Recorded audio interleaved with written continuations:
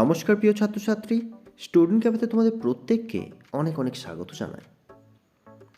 আজকের অঙ্ক সমাধানের আগে তোমরা অবশ্যই আমাদের চ্যানেলটি সাবস্ক্রাইব করে রেখো ফিজিক্সের যে কোনো গাণিতিক সমস্যা খুব সহজে সমাধানের জন্য।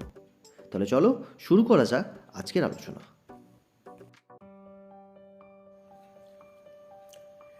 আমরা এঁকেছি ডায়াগ্রাম অঙ্কটার।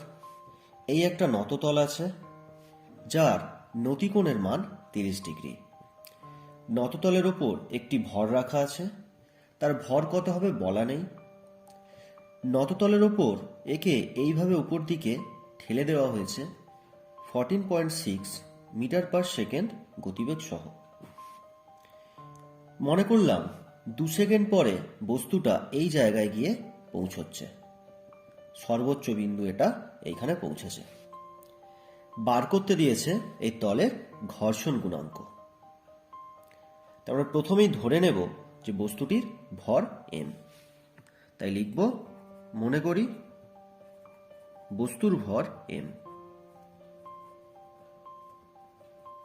এবং তল বস্তুর ঘর্ষণ গুণাঙ্ক মিউ।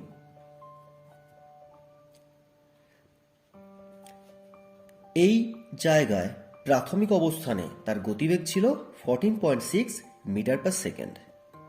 এই গোটা পথটা সে যেতে সময় নিয়েছে 2 সেকেন্ড।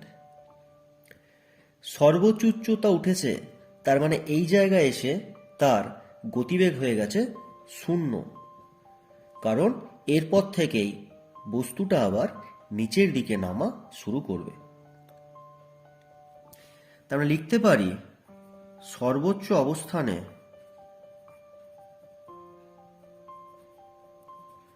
বস্তুর গতিবেগ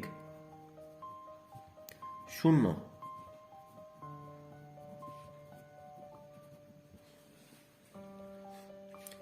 বস্তুর গতিবেগ 0 হলে সে একটা মন্দন সহ উপরে উঠেছে। তাই মন্দন আমরা বার করে নেব। প্রাথমিক গতিবেগ 14.6 মাইনাস অন্তিম গতিবেগ 0 বাই 2 সেকেন্ড সময় এই গোটা রাস্তাটা গেছে, তাই বাই 2। ফর্মুলা আমরা ত্বরণের জানি, a সমান v minus you by T, আর মন্দন বললে উল্টোটা। সেই ফর্মুলা বসিয়ে আমরা পেয়েছি। তাই হিসেব করলে আমরা পেয়ে যাব 7.3 মিটার পার সেকেন্ড স্কোয়ার। এবারে আমাদের নততলে যদি কোনো বস্তু থাকে তার উপর কি কি বল ক্রিয়া করে সেটা ভাবতে হবে। তো আগের অধ্যায়ে আমরা শিখেছি যে একদম নিচে কাজ করে এমজি।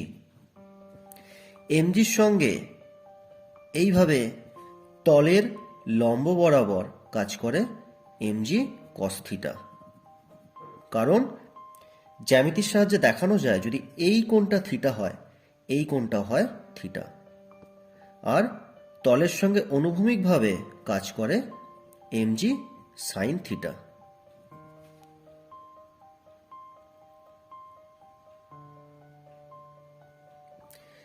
যেহেতু তলের সঙ্গে লম্ব বরাবর নিচের দিকে কাজ করছে এমজি কস থিটা, তাই তলের লম্ব প্রতিক্রিয়া যদি এই দিকে হয় আর, তাহলে আর সমান আমরা বলতে পারবো এমজি কস থিটা। তাহলে উপাংশটা আমরা আরেকবার দেখে নেব। ভূপৃষ্ঠ বরাবর উলম্ব একদম নিচের দিকে কাজ করে বস্তুর ওজন এমজি। বস্তুর ভর হলে বস্তুর ওজন এমজি একদমই নিচের দিকে কাজ করবে, নতিকোণ যাই থাক না কেন। আর তল বরাবর উলম্বভাবে নিচের দিকে কাজ করে এমজি কস থিটা, কারণ এই কোণটা হয় থিটা। আর যেটা লেগে থাকে থিটার সঙ্গে সেই উপাংশটা হয় এমজি কস থিটা।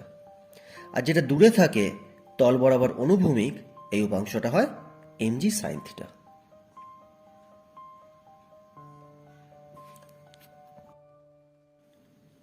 এরপর আমাদের বার করতে হবে এই বস্তুর ওপর প্রযুক্ত ঘর্ষণ বল।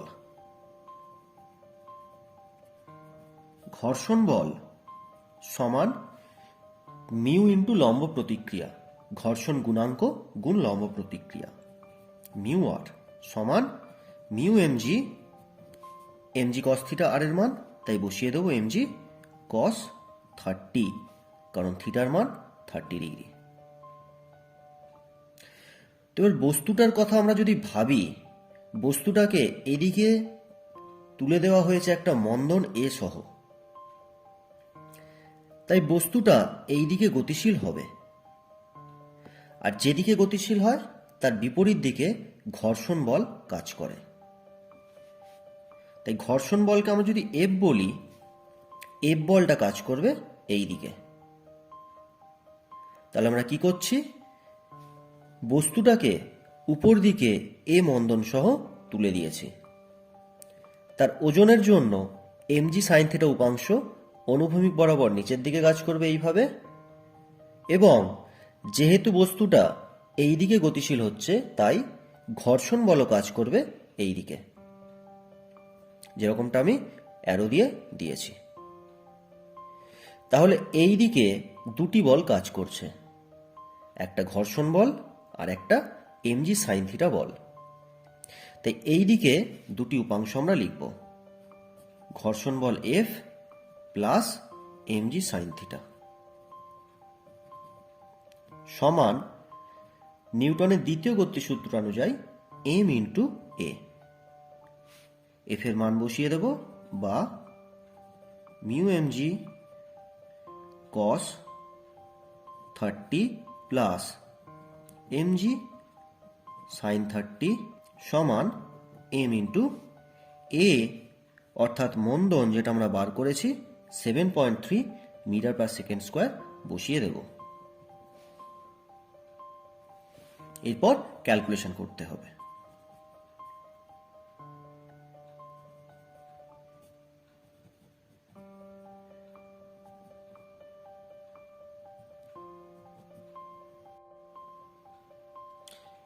এইভাবে আমরা যদি পরপর পরপর ক্যালকুলেশন করে যাই, তাহলে শেষমেশ আমরা পেয়ে যাব ঘর্ষণ গুণাঙ্ক মিউ সমান 0.283।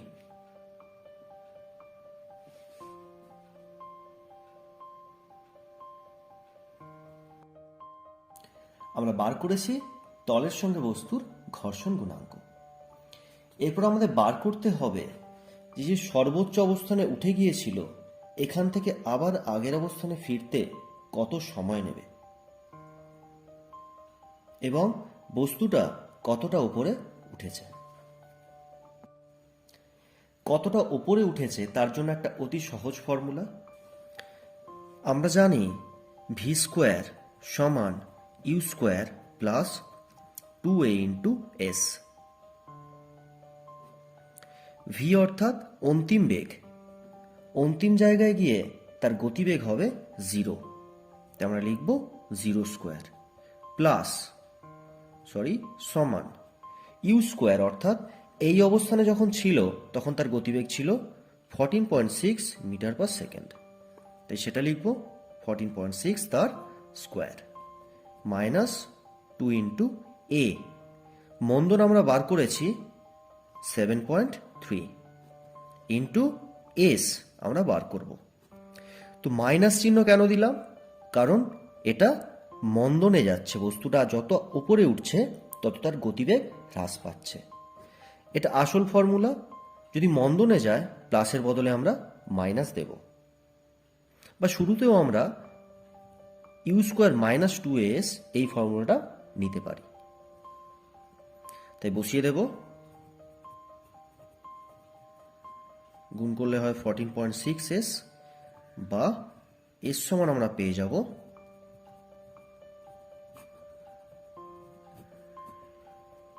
14.6 মিটার।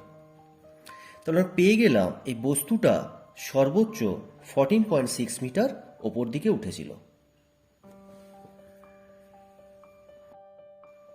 অঙ্কটার তৃতীয় ভাগ আমাদের বার করতে হবে, এই যে উপরে উঠে গেছে এখান থেকে নিচে আসতে বস্তুটা কত সময় নেবে। সময় বার করার জন্য আমাদের বার করতে হবে যে নামার সময় বস্তুটা কত ত্বরণ সহ নিচের দিকে আসবে। তো ডায়াগ্রাম আমরা আগেই এঁকেছি। এই দিকে কাজ করে mg sin থিটা,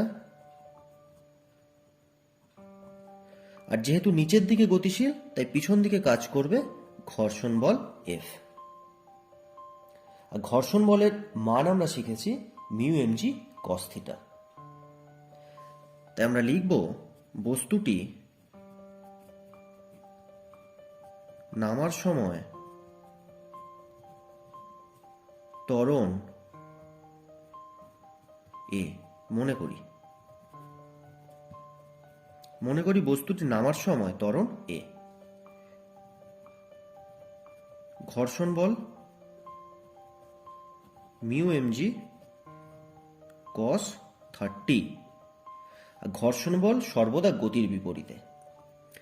বস্তুটা যদি ওপর দিকে উঠতো ঘর্ষণ বল এই দিকে কাজ করতো, তখন যেহেতু নিচের দিকে নামছে তাই ঘর্ষণ বল এই দিকে কাজ করবে। তাই গতির সমীকরণ mg sin থিটা, বস্তুটা এই দিকে নেমে আসছে, mg sin থিটা,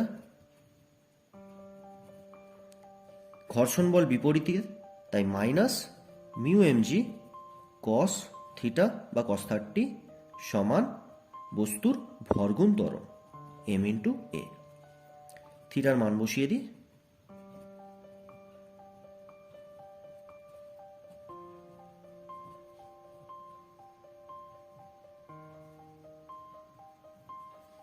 এবার আমরা যদি সমস্ত মান বসিয়ে কাটাকাটি করি, এ সমান পেয়ে যাব 2.498 মিটার পার সেকেন্ড স্কোয়ার। অর্থাৎ বস্তুটা যখন নামছে এইভাবে, সে এই ত্বরণ সহ নিচের দিকে পড়বে। তাই সময় বার করার জন্য আমরা বার করে নেব যে যখন আবার আগের অবস্থানে ফিরে আসবে তার গতিবেগ কত হবে। বস্তুটি যখন আগের অবস্থানে ফিরে আসে তার গতিবেগ v ধরে নিলাম। আমরা পেয়ে গেছি বস্তুটা এই ত্বরণ সহ গতিশীল। তাই আমরা ফর্মুলা যদি বসাই, ভি স্কোয়ার সমান u square plus 2as। V square রয়ে গেল, আমরা বার করব তার মান। বস্তুটা যখন এই অবস্থায় ছিল তখন তার গতিবেগ ছিল 0, তাই আমরা বসাবো ইউ সমান 0। বসিয়েছি 0 স্কোয়ার প্লাস 2, এর মান আমরা বার করেছি 2.498, বসাবো।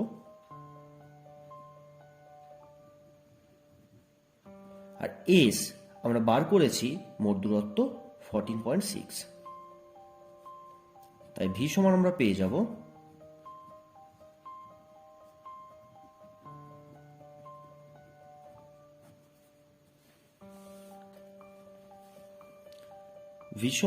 যাব শেষমেশ 8.54 মিটার পার সেকেন্ড। এবার সময় বার করার জন্য সোজা ফর্মুলা এ সমান V minus you by T, বা এ সমান আমরা জানি 2.498, ভি 54 মাইনাস 0 বাই টি আমরা বার করব, বা টি সমান